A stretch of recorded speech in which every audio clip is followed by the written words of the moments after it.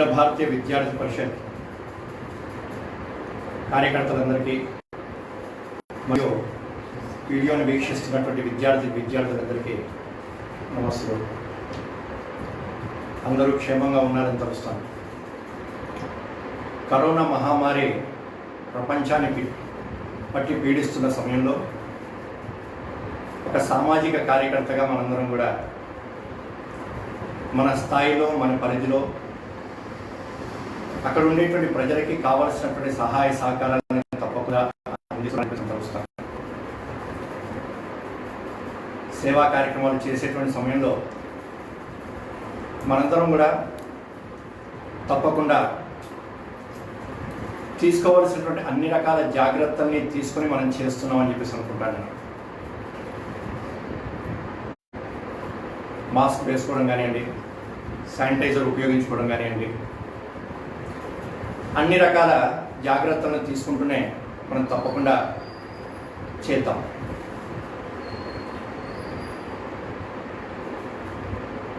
ఈరోజు ఉండేటువంటి ఈ సమయంలో ఒక సామాజిక కార్యకర్తగా మనకు ఉండవలసినటువంటి కొన్ని గుణాలు కానివ్వండి, లక్షణాలు కానివ్వండి, మనందరికీ తెలిసినవి అనేక సందర్భాల్లో వింటున్నటువంటివి ఒక్కసారి నెమరు వేసుకుందాం, గుర్తు చేసుకుందాం. బాల గంగాధర్ తిలక్ గారు స్వాతంత్ర సమర యోధులు, కానీ ఒక మంచి గణిత ఉపాధ్యాయులు. వారి యొక్క గణితానికి సంబంధించినటువంటి ఒక వ్యాసము చూసి విదేశీ గణిత శాస్త్రవేత్త వారిని అడుగుతారు, ఈ రాజకీయాలు వదిలి మీరు గణితం కోసం కనుక పనిచేసినట్టయితే దేశానికి మంచి పేరు తీసుకొస్తారు కదా అని చెప్పేసి అంటారు. వారికి సమాధానం చెప్తూ అంటారు, నాకు ఇష్టమైంది గణితమే, కానీ ఈ రోజున నా దేశానికి అవసరమైనటువంటిది స్వాతంత్రము. కాబట్టి నా ఇష్టమైనటువంటి పనిని పక్కన పెట్టి నా దేశానికి అవసరమైనటువంటి పనిని ఇష్టంగా చేస్తాను అని చెప్పేసి చెప్పారు. కాబట్టి ఇష్టమైనటువంటి పనులు చేసే వాళ్ళు చాలామంది ఉంటారు, చాలామంది చేస్తుంటాము. కానీ ముఖ్యమైనది మనకు అవసరమైనటువంటి పనిని చేయడము, ఇది చాలా ముఖ్యమైనటువంటిది. కానీ దేశానికి ఏ పని అవసరం ఉంది, దాన్ని ఎలా చేయాలి, ఇది ఆలోచించాలి. శంకరాచార్య గారు మనం మాట్లాడుతూ విజయవాడ కార్యాలయం యొక్క ఉద్ఘాటనకు వచ్చినప్పుడు అంటారు, వారు రెండు మాటలే చెప్పారు. వారు దైవభక్తి చాలా ముఖ్యమైనది, కానీ దైవభక్తితో పాటుగా చాలా ముఖ్యమైనటువంటిది దేశభక్తి. కొన్ని సందర్భాల్లో దేశభక్తి దైవభక్తి కూడా కంటే గొప్పది. ఒకటి విద్యార్థి పరిషత్తో పనిచేసేటువంటి మనందరం కూడా నేను చేసేటువంటి పని దేశానికి సంబంధించింది, ఇది దైవ కార్యము అనేటువంటి భావన మన మనసులో ఉండాలి. It is not just a good work, but it is God work అనేటువంటి భావన మన మనసులో ఉండాలి. ఒకటి ఆ తృప్తితోనే, ఆ ఆనందంతో మనం పని చేద్దాం. పూర్వ రాష్ట్రపతి అయినటువంటి అబ్దుల్ కలాం గారు రాష్ట్రపతిగా ఎంపిక అయిన తర్వాత ప్రమాణ స్వీకారం ముందు ప్రెస్ వాళ్ళు ఆయన అనేక రకాల ప్రశ్నలు వేస్తారు.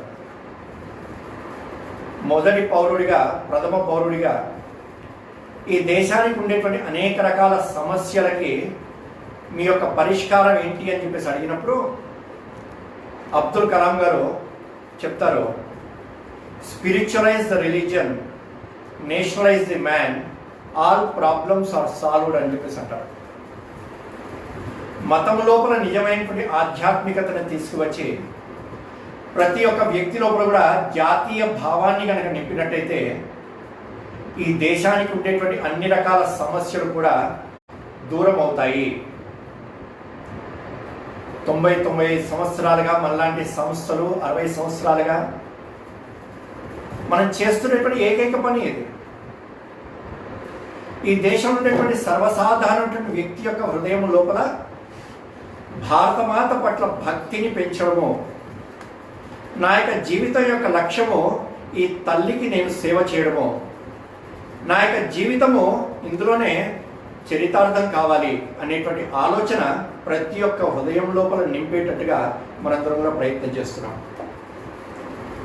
మార్గాలు రకరకాలుగా ఉన్నప్పటికీ లక్ష్యము ఒకటే, ఈ తల్లి ప్రపంచంలో విశ్వగురువు కావాలి. వివేకానందుడు 4 సంవత్సరాల పాటు విదేశాలు మొత్తం తిరిగి వచ్చేటువంటి సమయంలో భారతదేశానికి విదేశాల్లో ఉండేటువంటి ఒక వనిత అడుగుతుంది ఆవిడ, స్వామీజీ ఇంత జ్ఞానాన్ని వేదాంతాన్ని నాకు బోధించారు కదా, మాకు మీరు వెళ్ళిపోయేటువంటి సమయంలో మీకైనా ఇవ్వాలనుకుంటున్నాను, ఏమి ఇవ్వమంటారు అని చెప్పేసి అడుగుతుంది ఆవిడ. స్వామీజీ నవ్వుతూ అంటారు, నేను సన్యాసిని, నాకేం కావాలమ్మా అని చెప్పేసి. ఏం అక్కర్లేదు. కాబట్టి వారు ఒకటే చెప్తారు పట్టుబడితే, అమ్మా మీరు కనుక ఇవ్వదలుచుకున్నట్టయితే నాకు ఏమీ అక్కర్లేదు, ఒక్కటే కోరేది, you love my country India అని చెప్పేసి అంటారు. ఒకటి స్వామీజీ ప్రపంచంలో ఉండేటువంటి ఆవిడకి చెప్పింది ఒకటే, నా దేశం భారతదేశాన్ని ప్రేమించు. ఒక విదేశీ వనితకి వివేకానంద యొక్క సందేశం అదైనట్టయితే భారతీయుడికి ఏమై ఉంటుందో చూడండి. తిరిగి వచ్చేటప్పుడు వాళ్ళు అడుగుతారు, స్వామీజీ మీ దేశం గురించి ఇంత గొప్పగా చెప్తుంటారు, మీరు 4 సంవత్సరాల తర్వాత అటువంటి పుణ్యమైనటువంటి దేశానికి మీరు వెళ్తున్నారు, మీకేమనిపిస్తుంది ఇప్పుడు అని చెప్పేసి అడుగుతారు. స్వామీజీ చాలా ఆనందంతో చెప్తారు వారు, before coming to America I use to love my country. అమెరికాకి వచ్చే ముందు నా దేశాన్ని నేను ప్రేమించాను, but after 4 long years love has changed to devotion and increased 1000 times అంటారు. ఈ ప్రేమ భక్తిగా మారి 1000 రెట్లు పెరిగింది అని చెప్పేసి అంటారు. మన యొక్క లక్ష్యము, మన యొక్క గోల్ గొప్ప దేశంగా తీర్చిదిద్దాలి. ప్రపంచంలో ఉండేటువంటి 200 దేశాలు కూడా భారతదేశాన్ని మన యొక్క ఆర్థిక శక్తి కానీ సైనిక శక్తితోని కాకుండా మన యొక్క ధార్మికమైనటువంటి ఆధ్యాత్మిక శక్తితోని ఈ దేశాన్ని మనం అందరూ కూడా విశ్వ గురువుగా స్వీకరించాలి. ఇది మన యొక్క లక్ష్యం. ఇది దీనికోసం అని చెప్పేసి మనందరం కూడా ఒక సామాజిక కార్యకర్తగా మనందరం కూడా పనిచేద్దాము. పనిచేసేటువంటి సమయంలో మనందరికి కూడా తప్పకుండా మన యొక్క లక్ష్యం మనకు గుర్తుండాలి, చాలా ముఖ్యమైనటువంటి. అనేక సంవత్సరాల పాటు పనిచేస్తున్నప్పుడు కార్యక్రమాల యొక్క హడావిడిలో పడిపోకుండా ఏ కార్యక్రమం చేసినప్పటికీ నా యొక్క లక్ష్యాన్ని నేను చేరే దిశలో నేను ఉన్నానా లేదా అని చెప్పేసి మనందరం కూడా గుర్తు పెట్టుకోవాలి. బస్సు ఎక్కి హైదరాబాద్కి వెళ్ళాలి. బస్ స్టాండ్కి వెళ్ళిన తర్వాత హైదరాబాద్ బస్సు రష్గా ఉందని చెప్పేసి విశాఖపట్నం వెళ్ళేటువంటి బస్సు ఖాళీగా ఉంది కదా అని చెప్పేసి దాన్ని ఎక్కను నేను. రష్గా ఉన్నప్పటికీ, సాధారణమైనటువంటి బస్సు అయినప్పటికీ, సీటు దొరక్కపోయినప్పటికీ నా లక్ష్యం ఏదైతుందో నేను ఎటైతే వెళ్ళాలో అటువైపే వెళ్తాను. అదేవిధంగా మన యొక్క గోల్ మనకు స్పష్టంగా ఉండాలి. ఆ గోల్ని చేరడానికి ఉండేటువంటి మార్గం ఏదైతుందో ఆ మార్గంలో నిరంతరం కష్టపడుతూ పనిచేయాలి. రెండవది, పనిచేసేటువంటి సమయంలో నేను ఏ పని అయితే చేస్తున్నానో ఆ పని పట్ల భక్తి భావం ఉండాలి. దానితో పాటుగా ఏ పని అయితే చేయాలో ఆ పని నాకు పూర్తి అవగాహన కలిగి ఉండాలి. భగవద్గీతలో చెప్తారు, భక్తి జ్ఞాన కర్మయోగాలు అని చెప్పేసి. ఒకటి భక్తి, నేను చేసేటువంటి పని పట్ల అచంచలమైనటువంటి విశ్వాసము, భక్తి ఉండాలి. విశ్వాసం కనుక లేకపోయినట్టయితే ఆ విశ్వాసం ఎక్కడి నుంచి వస్తుంది? భక్తి నుంచి వస్తుంది. ఒకటి లక్ష్యం పట్ల, కార్య పద్ధతి పట్ల, మన యొక్క కార్య వ్యవస్థ పట్ల పరిపూర్ణమైనటువంటి విశ్వాసము మనకి ఉండాలి. భక్తి ఉన్నప్పుడు విశ్వాసం కలుగుతుంది. ఆ విశ్వాసంతో పాటుగా నేను ఏ పని అయితే చేయాలో ఆ పని పట్ల నాకు పూర్తి అవగాహన కలిగి ఉండాలి. ఒకటి ఏ పనిని చేయాలి, ఎలా చేయాలి అనేటువంటిది తప్పకుండా తెలుసుకుని ఉండాలి. చేసేటువంటి సమయంలో నాకు తెలిసిన దాంతో నేను చేస్తాను అనేటువంటి భావన సరిపోదు. ఇంకా నా యొక్క నైపుణ్యాన్ని, సామర్థ్యాన్ని నేను ఏ విధంగా పెంచుకుంటానని చెప్పేసి తప్పకుండా ఆలోచించాలి. నైపుణ్యము, సామర్థ్యం పెరిగినప్పుడే పని యొక్క వేగం పెరుగుతుంటుంది. గొడ్డలితోనే కట్టెలు కొడుతున్నటువంటి ఒక అతను ఆ గొడ్డలి పదునుగా లేదు, పదును పెట్టినట్టయితే ఇంకా బాగా కొట్టొచ్చు కదా అని చెప్పేసి అన్నప్పుడు ఆ వ్యక్తి అంటాడు, అయ్యా నా దగ్గర సమయం ఎక్కడుంది పదును పెట్టడానికి అని చెప్పేసి అంటాడు. అతనికి తెలియదు పాపం, పదును పెట్టినట్టయితే ఇంకా వేగంగా కొట్టొచ్చు అని చెప్పేసి. కాబట్టి నా యొక్క సామర్థ్యాన్ని నేను పెంచుకున్నప్పుడు, నా యొక్క అవగాహనని పెంచుకున్నప్పుడు, నా యొక్క అధ్యయనాన్ని పెంచుకున్నప్పుడు, నా యొక్క క్షమతని పెంచుకున్నప్పుడు నేను పనిని ఇంకా బాగా చేయగలుగుతాను. కాబట్టి తప్పకుండా ప్రతి ఒక్క కార్యకర్త, ఇందులో 2-3 భాగాలు ఉంటాయి. మన యొక్క అధ్యయనం పెంచాలి, లోతు పెంచాలి, బ్రాడర్ ఆస్పెక్ట్స్లో మనము విషయాల్ని తెలుసుకోవాలి. దీంతో పాటుగా తెలుసుకునేటువంటి సమయంలో అహంకారం అడ్డు రావక్కర్లేదు. విద్యార్థులు ఎక్కువ మంది డిగ్రీ చదివి, పీజీ చదివి, ఎంటెక్ చేసి 21 సంవత్సరాలు, 23 సంవత్సరాల పాటు నేను చాలా విషయాలు తెలుసుకున్నాను కదా జీవితంలో, ఇంకా నేను తెలుసుకోవాల్సింది ఏముంటుంది అని చెప్పేసి అనుకోకూడదు. మోక్షమున్న విశ్వేశ్వరయ్య గారు 94-95 సంవత్సరాల వయసులో కొత్త డిక్షనరీ ఒకటి వచ్చింది, అది తెచ్చి పెట్టమని చెప్పేసి మిత్రుడిని అడుగుతాడు. ఈ వయసులో ఏం చేస్తావా అని చెప్పేసి అంటే విశ్వేశ్వరయ్య గారు అంటారు, అందులో కొత్త పదాలు వచ్చాయి, దానికి అర్థాలు ఉన్నాయి, ఏ విధంగా వాడాలి ఇవన్నీ అందులో ఉన్నాయి, అవి తెలుసుకోవాలి. నేను చనిపోయేటువంటి చివరి క్షణం వరకు కూడా, చివరి శ్వాస వరకు నా యొక్క జ్ఞానాన్ని నేను పెంపొందించుకోవాలి అనేటువంటి కోరిక కలిగినప్పుడే మనిషి సజీవంగా ఉన్నట్టు. ఏ రోజునైతే మన మనస్సు లోపల ఇంకా నేను తెలుసుకోవాల్సింది ఏమీ లేదు అని చెప్పేసి అనుకుంటామో, మనిషి యొక్క వికాసం అక్కడ ఆగిపోతుంది. స్వామి రామతీర్థ విదేశాలకు వెళ్ళేటువంటి సమయంలో ఓడలో ఆయన చూశారు, ఒక పండు ముసలి అతను తనకు తెలియనటువంటి ఒక కొత్త భాషలో ఉండేటువంటి అక్షరాన్ని దిద్దుతుంటాడు. 2-3 రోజులు చూసిన తర్వాత ఆయన దగ్గరికి వెళ్ళి అడుగుతాడు,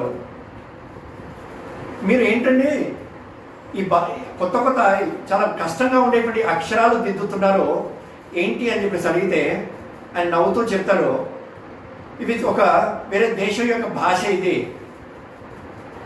ఆ భాషలో మంచి సాహిత్యం ఉంది కాబట్టి ఆ సాహిత్యాన్ని తెలుసుకోవడం కోసము, ఆ జ్ఞానాన్ని పెంపొందించుకోవడం కోసము ఇప్పుడు ఆ అక్షరాల్ని దిద్దుతున్నాను, ఆ అక్షరాల్ని దిద్ది భాష నేర్చుకొని ఆ సాహిత్యాన్ని చదివి నా యొక్క జ్ఞానాన్ని పెంపొందించుకుంటా అని చెప్పేసి చెప్తాడు. రామతీర్థం చాలా ఆశ్చర్యం వేస్తుంది. కానీ వయస్సుకి సంబంధం లేదు, నా యొక్క జ్ఞానాన్ని పెంపొందించుకోవడానికి నిత్యము మనం ఆ విధంగా ఆలోచిస్తూ ఉండాలి. జ్ఞానంతో పాటుగా పనిలో నైపుణ్యాన్ని పొందడము, ఇది చాలా ముఖ్యమైనది. దీంతో పాటుగా మన యొక్క క్షమతని, సామర్థ్యాన్ని పెంపొందించుకోవడం. 4వది భక్తి, జ్ఞానంతో పాటుగా కర్మ. కేవలం చాలా భక్తి ఉంది, చాలా విషయాలు తెలుసు, కానీ కష్టపడట్లేదు, కుదరదు. ఎంతటి గరుత్మంతుడు శక్తి కలిగినటువంటి వాడైనప్పటికీ తన 2 రెక్కల్ని తెరిచి ఎగరలేదనుకోండి, ఎక్కడికి వెళ్ళడు, అక్కడే ఉంటాడు. చిన్న చీమ శక్తి లేదు, ఉఫ్ అంటే ఎగిరిపోతుండొచ్చు, కానీ నిరంతరం కదులుతున్న కారణంగా అనేక యోజనాల దూరం, అనేక మైళ్ళు వెళ్తుంటుందని చెప్పేసి మనం సుభాషితం విన్నాం. మనం కానీ మనం నిత్యము పని చేస్తూ ఉండాలి, కష్టపడేటువంటి అలవాటు ఉండాలి. ఆంగ్లంలో చెప్తారు, vision without action is a daydream అని చెప్పేసి అంటారు. అలాగే action without vision is a nightmare అని చెప్పేసి అంటారు. కానీ ఈ రెండు తప్పకుండా విజన్ ఉండాలి, విజన్తో పాటుగా యాక్షన్ ఉండాలి. కానీ నా యొక్క లక్ష్యాన్ని చేరుకోవడం కోసము భగవంతుడు ఇచ్చినటువంటి అతి విలువైనటువంటిది సమయము. ఆ సమయాన్ని నేను ఇచ్చి పని చేయాలి అని చెప్పేసి మనసులో అనుకోవాలి. ఎందుకంటే పని చేయకపోయినట్టయితే ఎంత ఉపన్యాసం చెప్పినప్పటికీ ఉపయోగం లేదు. ఈ రోజున దేశంలో ప్రీచర్స్ చాలామంది ఉన్నారు. ప్రీచర్స్ కావాల్సింది ప్రాక్టీషనర్స్ కావాలి.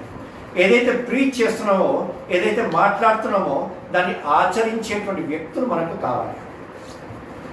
బట్ అటువంటి ఆచరణ కావాలంటే మనకి ఇక విలువైనటువంటి సమయాన్ని ఇచ్చి మనం పని చేయాలి.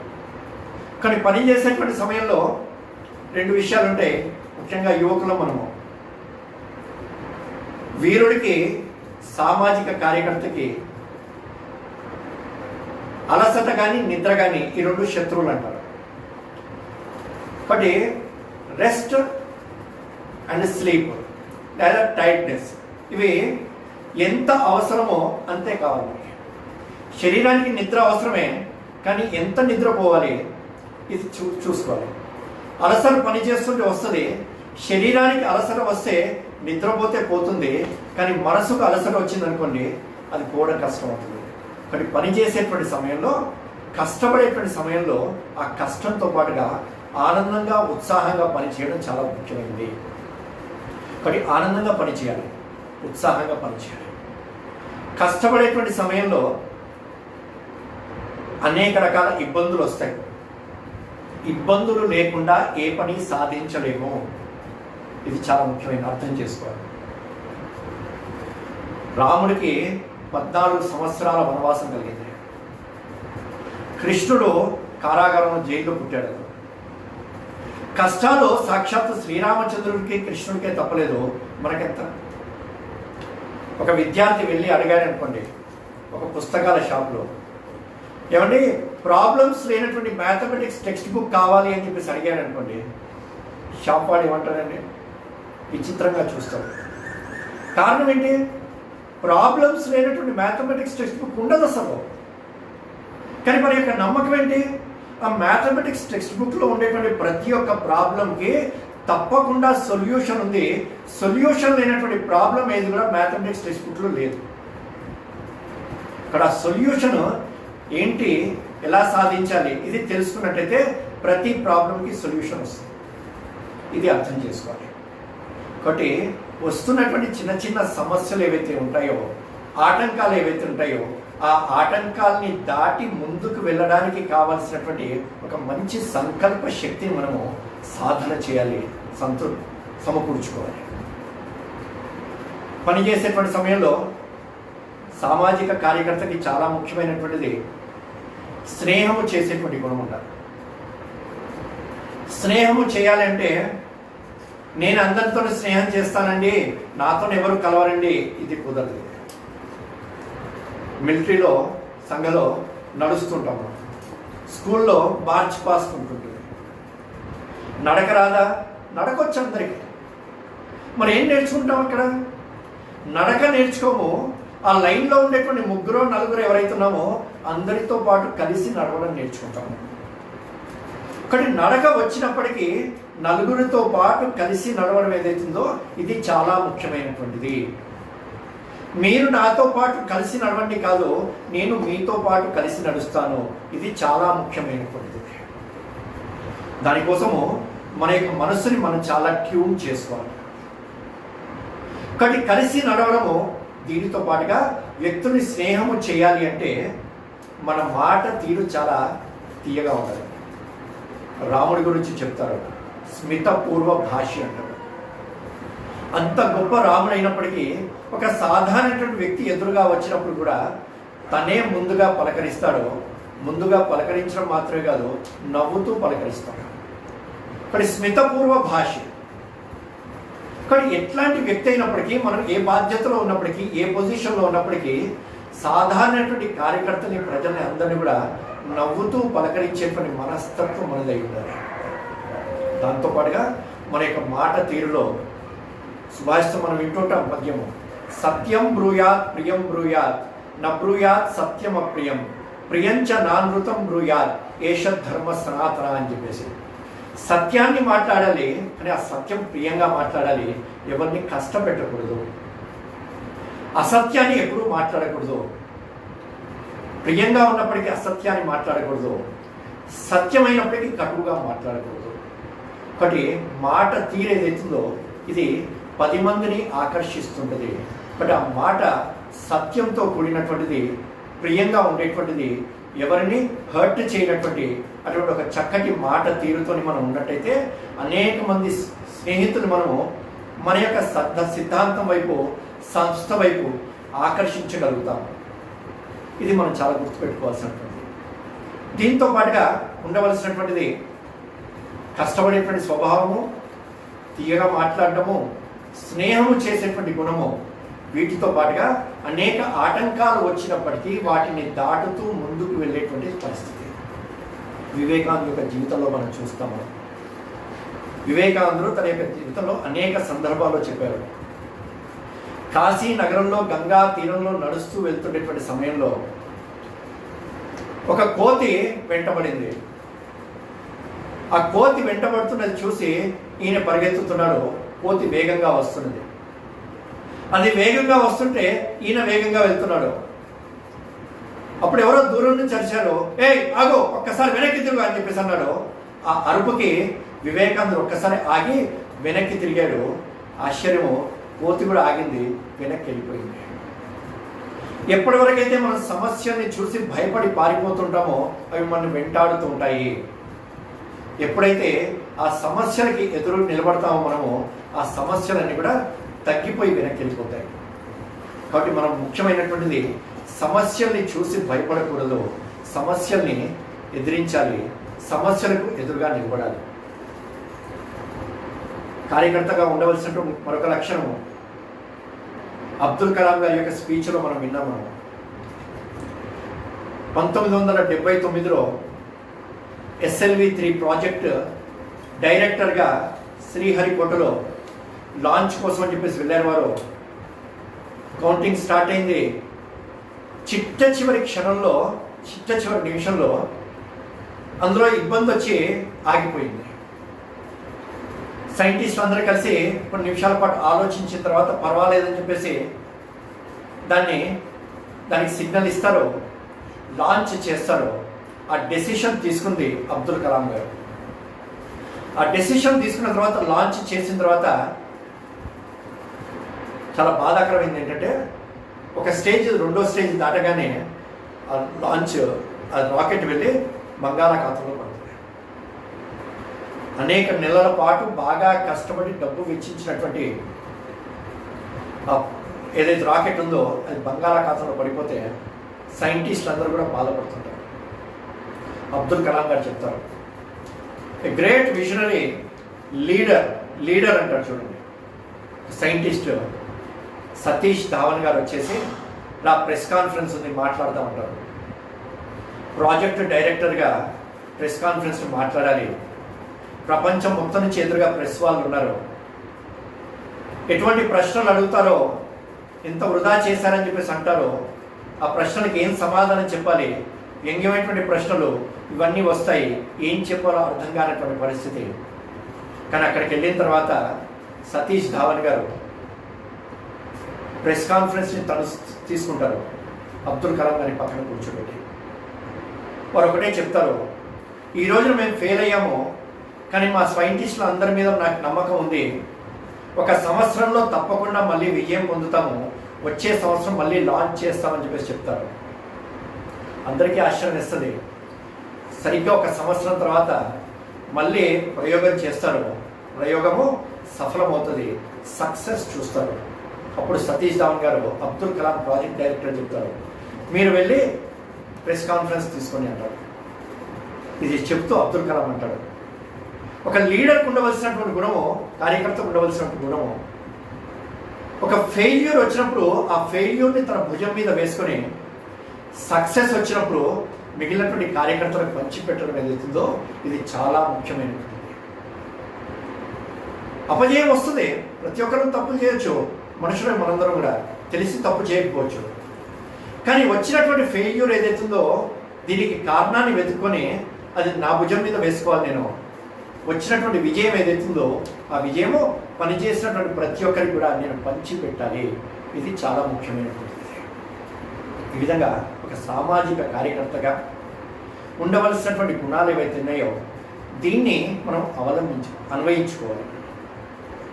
మన యొక్క లక్ష్యాన్ని చేరే వరకు కూడా మనం కష్టపడేటువంటి స్వభావము, నా యొక్క సామర్థ్యాన్ని పెంచుకునేటువంటి స్వభావము, స్నేహంతో అనేక మందిని ఆకర్షించి వాళ్ళందరూ కూడా కార్యకర్తలుగా తీర్చిదిద్దేటువంటి స్వభావము, ఒక టీంని తయారు చేయడము. నేను ఒక్కరిని పనిచేయడం కాదు, నాతో పాటుగా ఒక టీంని పనిచేస్తూ ఆ టీము మొత్తానికి కూడా నాకు ఏదైతే కల్పన ఉందో అటువంటి కల్పనే ప్రతి ఒక్క వ్యక్తికి కలిగేటట్టుగా మనం చూడాలి. ఏదైనా పదార్థం చూసినట్టయితే తెలుస్తుంది మనకి. మిఠాయి చూసినప్పటికీ, పాయసం చూసినప్పటికీ, ఇంకోటి చూసినప్పటికీ, అందులో ఎక్కడ చూసినప్పటికీ ఏ స్పూన్ ఎక్కడి వైపు నుంచి తీసినప్పటికీ ఆ మాధుర్యము ఒకే రకంగా ఉంటుంది. కానీ సంస్థలో పనిచేసేటువంటి ప్రతి ఒక్క కార్యకర్తకు ఉండవలసినటువంటి అవగాహన ఒకే రకంగా ఉండాలి, ప్రేరణ ఒకే రకంగా ఉండాలి. ఇక్కడ ఆ విధంగా ప్రతి ఒక్క లెవెల్లో కూడా ఆ విధంగా ప్రతి ఒక్కరికి కలిగేటట్టుగా మనందరం కూడా తప్పకుండా ప్రయత్నం చేద్దాం. పనిచేసేటువంటి సమయంలో చిట్ట చివరి వరకు కూడా మన యొక్క గుణగణాలను పెంచుకుంటూ మనం పనిచేయాలి. పనిచేసేటప్పుడు నేను చేస్తే సంఘం పని పెరుగుతుందా, సంస్థ పని పెరుగుతుందా అనేటువంటి ఆలోచన కలుగుతుంది. ప్రతి ఒక్కరూ నా శక్తి మేరకు నేను పని చేయాలి, నా యొక్క బాధ్యత ఏదైతే ఉందో అది నేను తప్పకుండా చేయాలి. ఆ చిన్న ఉడత తన శరీరం ఎంత ఉంది అది దానికి అనిపించింది, ఇంతమంది ఇంత రామకార్యంలో పనిచేస్తున్నప్పుడు నేను ఖాళీగా ఉండి చూస్తుండడం ఎందుకని చెప్పేసి అది పక్కన కూర్చోలేదు. అది తన యొక్క శరీరం మొత్తాన్ని కూడా తీసుకెళ్ళి నీళ్ళలో తడిపి అందులో నుంచి ఆ ఇసుకలో దొర్లి ఆ వారధి మీద విదిలించింది. ఒక కాలు వేసినా ఒక రాయి పడినప్పటికీ అది ఏమవుతుందో ఊహించండి ఒకసారి. అది తన యొక్క తోకను ఎంతో చిన్న పని చేయలేదు, శరీరం మొత్తాన్ని కూడా రామకార్యంలో ఉపయోగించింది. కానీ సమాజ కార్యంలో నా యొక్క శక్తిని మొత్తాన్ని ఉపయోగించి నా యొక్క అత్యధిక సమయాన్ని ఈ సమాజం కోసం నేను ఇస్తానటువంటి భావంతో మనందరం కూడా పని చేయాలి. పని చేసేటువంటి సమయంలో ఒకసారి మనందరం కూడా ఆలోచించాలి. పూరి జగన్నాథుడి యొక్క రథయాత్ర జరుగుతున్నప్పుడు మనం చూస్తుంటాం, అనేక మంది రథం యాత్ర కోసం వెళ్తుంటారు. లక్షలాది మంది ఆ రథాన్ని లాగేటువంటి ప్రయత్నం చేస్తారు. లాగుతున్నటువంటి ఏ ఒక్క వ్యక్తి కూడా నేను లాగాను కాబట్టి రథం కదిలిందని చెప్పేసి అనుకోలేండి. కదులుతున్నటువంటి రథాన్ని లాగేటువంటి అదృష్టము నాకు కలిగిందా లేదా అని చెప్పేసి చూస్తారు.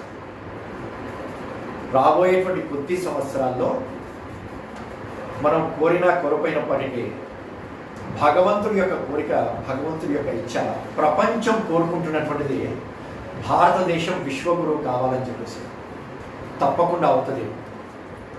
రాబోయే 3, 4, 5 సంవత్సరాల్లో ప్రపంచము విశ్వగురువుగా అయ్యేటువంటి సమయంలో నేను చేయవలసినటువంటి పనిని నేను చేస్తున్నానా లేదా, నా బాధ్యతను నేను నిర్వహిస్తున్నానా లేదా, ఆ అదృష్టం నాకు ఉందా లేదా అని చెప్పేసి ప్రతి ఒక్కరు కూడా మనం ఆలోచించుకోవాలి. దీంతో పాటుగా నేను నిత్యము పనిచేసేటువంటి సమయంలో కొన్ని సందర్భాల్లో కొన్ని సంవత్సరాలు పనిచేసిన తర్వాత మనకు తెలియకుండా ఒక యాంత్రికత వచ్చేటువంటి అవకాశం ఉంటుంది. యాంత్రికత రాకూడదు, ఎప్పుడు కూడా యాంత్రికత రాకూడదు. యాంత్రికత రాకుండా జాగ్రత్త పడాలి. ఎందుకంటే యాంత్రికత వచ్చినట్టయితే సృజనాత్మకత పోతుంది. మన యొక్క బాడీ మాత్రమే ఉందనుకోండి, కొంత పని జరుగుతుంది. బాడీతో పాటుగా మన యొక్క మైండ్ ఉందనుకోండి, ఇంకొద్దిగా పని జరుగుతుంది. కానీ దాంతో పాటుగా ఉండవలసినటువంటి ఇంకొకటి, మూడవది ముఖ్యమైనది బాడీ, మైండ్ అండ్ సోల్, మన యొక్క హృదయము. ఈ మూడు మనం చేసినప్పుడు మనం పొందేటువంటి రిజల్ట్ ఏదైతే ఉందో అది అద్భుతమైనటువంటి అవుతుంది. కానీ కేవలము నా యొక్క శరీరాన్ని నేను సమయం ఇచ్చాను సరిపోదు. నేను శరీరం పెట్టేసి సమయం పెట్టేసి నా యొక్క శరీరాన్ని ఆ విధంగా నేను సమయం ఇచ్చి పనిచేసేటువంటి సమయంలో నా యొక్క మనసు ఏమి ఆలోచిస్తుంది, నా యొక్క మనసు ఏ విధంగా ఉంది, ఇది తప్పకుండా ఆలోచించాలి.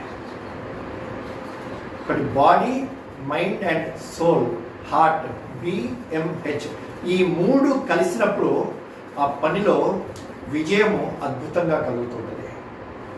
అది మనందరం కూడా మన యొక్క లక్ష్యం ఏదైతుందో దాన్ని చేరేటువంటి దిశలో ప్రయత్నం చేస్తున్నప్పుడు ఆ విధంగా మన మనస్సుని, హృదయాన్ని మనం అందులో పెడదాము. చిన్న చిన్న దోషాలు మనిషిలో ఉంటాయి, ఆ దోషాల్ని సరి చేసుకునేటువంటి ప్రయత్నం చేయాలి. ఒక శిల్పి ఈ మధ్య మన సోషల్ మీడియాలో శిల్పి అంటాడు, కాళ్ళతోని నేను తొక్కినటువంటి రాయి ఆ రాతిని ఎంపిక చేసిన తర్వాత ఆ ఉల్లి తీసుకొని చిన్న చిన్నగా చెబుతున్నప్పుడు నా మనసులో ఒక కల్పన ఉంది, ఏ విగ్రహం కావాలి అని చెప్పేసి ఆ విగ్రహానికి తగ్గట్టుగా ఉల్లితోని చెబుతూ అవసరం లేనటువంటి ముక్కలన్నీ కూడా తీసేసిన తర్వాత ఒక అద్భుతమైనటువంటి శిల్పము, భగవంతుడి యొక్క రూపం వచ్చింది. రాయిగా ఉన్నప్పుడు, కింద పడి ఉన్నప్పుడు నేను తొక్కినట్టున్నాను, కానీ అది ఒక్కసారి అనవసరమైనటువంటి తీసేసిన తర్వాత అది ఒక విగ్రహంగా మారిన తర్వాత దాన్ని గర్భగుడిలో ప్రతిష్ఠించిన తర్వాత దానికి వెళ్ళి నేను మొక్కాను. ఒకటి ప్రతి మనిషిలో ఉండేటువంటి దోషాలు ఏవైతున్నాయో, లోటుపాట్లు ఏవైతున్నాయో దీన్ని దూరము చేసుకున్నట్టయితే ఆ గర్భగుడిలో ఉండేటువంటి విగ్రహంలాగా పూజనీయం అవుతాం. మనం పూజించబడాలి అనేటువంటి కోరిక కోసం కాదు, ఎప్పుడైతే అటువంటి వ్యక్తిగా అటువంటి విగ్రహంగా తయారవుతామో దాని యొక్క ప్రభావం చాలా ఉంటుంది. దోషాలు పోగొట్టుకొని కష్టపడేటువంటి స్వభావం ఉండి నిరంతరము మనసులో అదే సంకల్పంతో పనిచేసినప్పుడు, అదే చింతన మన మనసులో ఉన్నప్పుడు మన యొక్క ప్రభావం బాగా పెరుగుతుంది. డాక్టర్ జీ సంఘ నిర్మాత వారి గురించి మనం విన్నాము. వారి చివరి రోజులో శ్యామ్ ప్రసాద్ ముఖర్జీ కలవడానికి వచ్చినప్పుడు వారికి ఉండేటువంటి శ్యామ్ ప్రసాద్ ముఖర్జీకి ఉండేటువంటి అనేక రకాల సమస్యలకి, సందేహాలకి చాలా తర్కబద్ధంగా గురూజీ అనేక సమాధానాలు చెప్పినప్పటికీ వారికి సంతృప్తి కలగలేదు. కాసేపు అయిన తర్వాత డాక్టర్జీ లేచారు. చాలా తక్కువ పదాలతోనే సాధారణటువంటి భాషలో శ్యామ్ ప్రసాద్ ముఖర్జీకి 4 విషయాలు చెప్పిన తర్వాత చాలా తృప్తిగా వెళ్ళారు. విన్న తర్వాత గురూజీ స్వయంగా అంటారు, చాలా తర్కబద్ధంగా ఎన్నో వేల పుస్తకాలు చదివాను అనేటువంటి భావంతో నేను చెప్పినప్పటికీ దీని యొక్క ప్రభావం లేదు. డాక్టర్జీ సాధారణటువంటి మాటల్లో చెప్పినప్పటికీ డాక్టర్జీ యొక్క మాటకి విలువ ఉండింది, దాని యొక్క ప్రభావం ఉండింది. కారణం ఏంటంటే ఆ మాట వెనకాల ఉండేటువంటి తపస్సు ఏదైతుందో, సాధన ఏదైతుందో ఆ మాటకి శక్తిని, బలాన్ని, ప్రభావాన్ని తీసుకొస్తుంది. కాబట్టి మన యొక్క మాట యొక్క ప్రభావం పెరగాలి అంటే నిరంతరము కష్టపడాలి, సాధన చేయాలి, తపస్సులాగా చేయాలి. తపస్సు చేయడం అంటే ముక్కు మూసుకొని ధ్యానం చేయడం కాదు. మనం చేసేటువంటి పనిని తపనతో చేసినట్టయితే అదే తపస్సు అవుతుంది. దీంతో పాటుగా చాలా ముఖ్యమైనటువంటిది, సంస్థలో పనిచేసేటువంటి సమయంలో సామాజిక కార్యకర్తగా ప్రతి ఒక్క కార్యకర్తని, ప్రతి ఒక్క వ్యక్తిని అదే ప్రేమతోని, ఆప్యాయతోని చూడాలి, అభిమానంతో చూడాలి. గురూజీ, పరపూజ్య గురూజీ గోల్వాల్కర్ ఒకరోజు నా పేపర్ చూస్తూ టీ తాగుతూ ఉంటే ఆ పేపర్లో హెడ్లైన్స్ కనబడింది. రష్యా యొక్క అధినేత స్టాలిన్ యొక్క స్టేట్మెంట్ ఉంది. ఏంటంటే intense hatred is the secret of our success అని చూసాను.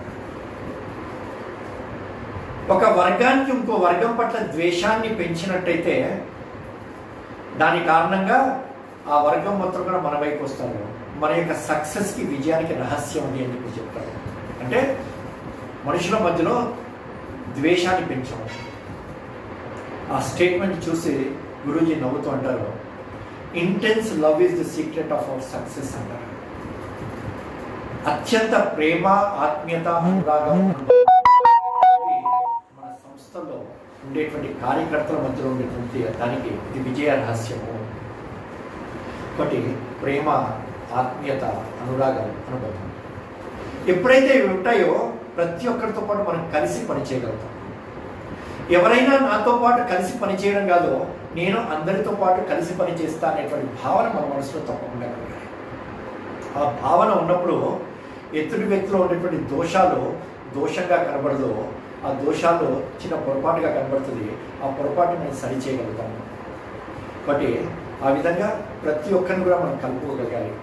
కులము, భాష, ప్రాంతము, వర్గము, వర్ణము వీటన్నిటికీ అతీతంగా భారతదేశంలో ఉండేటువంటి 130 కోట్ల మంది ప్రజలు అందరూ కూడా నా వాళ్ళు అనేటువంటి భావన మన మనసులో కలగాలి. చివరిగా చేసేటువంటి ప్రతి ఒక్క పని కూడా గీటురాయి ఏంటంటే, నేను చేసేటువంటి ప్రతి ఒక్క పని నా యొక్క మాట, నా యొక్క చేత ఇది సమాజానికి మంచి చేర్చేదా, మంచి చేకూర్చేదా, నష్టాన్ని కలిగించేదా ఆలోచించాలి. గీటురాయి ఒక్కటే అది. ఇది సమాజానికి, దేశానికి, ధర్మానికి మంచిదా కాదా? సమాజానికి ఇది మంచిదే, నాకు వ్యక్తిగతంగా కష్టము, నష్టము అయినప్పటికీ తప్పకుండా చేయాలి. సమాజానికి ఇది నష్టము, కానీ నాకు వ్యక్తిగతంగా లాభము, పొరపాటు కూడా చేయకూడదు. ఎట్టి పరిస్థితుల్లో నేను చేయకూడదు. ప్రతి ఒక్క పనికి గీటురాయి ఒక్కటే, ఇది సమాజానికి మంచిదా కాదా అని చెప్పేసి ఆలోచిస్తూ చేయడం. ఇలా కనుక చేసినట్టయితే మన వైపు నుంచి ఎటువంటి పొరపాటు జరగవు. కానీ నిరంతరం ఆ విధంగా పనిచేస్తూ జీవితం యొక్క చిట్ట చివరి క్షణం వరకు కూడా నేను పని చేయాలనే ఆలోచన కలగాలి. కొద్ది సంవత్సరాలు నేను పని చేస్తాను. నా యొక్క జీవితంలో 2 సంవత్సరాలు, 3 సంవత్సరాలు, 4 సంవత్సరాలు కాదు, భగవంతుడు ఇచ్చినటువంటి ఈ విలువైనటువంటి జీవితాన్ని నేను పూర్తి సమయము లేదా అత్యధిక సమయము ఈ సమాజం యొక్క కార్యం కోసం నేను పనిచేస్తాను, సమాజం కోసం నేను పనిచేస్తాననే ఆలోచన కలగాలి. జగదీష్ చంద్రబోస్ ప్రఖ్యాతిగాంచినటువంటి సైంటిస్ట్, కానీ ఆయన రిటైర్ అయిన తర్వాత వచ్చినటువంటి డబ్బులతో ఏ విధంగా సుఖంగా ఉండాలని చెప్పేసి ఆలోచించలేదు. ఆయన జీవితం మొత్తం సింపుల్గానే గడిపాడు. తనకు వచ్చినటువంటి మొత్తం రిటైర్మెంట్ డబ్బులు కానివ్వండి, తను దాచిపెట్టుకున్న అన్ని డబ్బులు తీసుకెళ్ళి బోస్ రీసెర్చ్ ఇన్స్టిట్యూట్ అని చెప్పేసి కలకత్తాలో ప్రారంభించి చిట్ట చివరి క్షణం వరకు కూడా ఈ సమాజానికి నేనేం మంచి చేయగలుగుతానని చెప్పేసి ఆలోచించాను.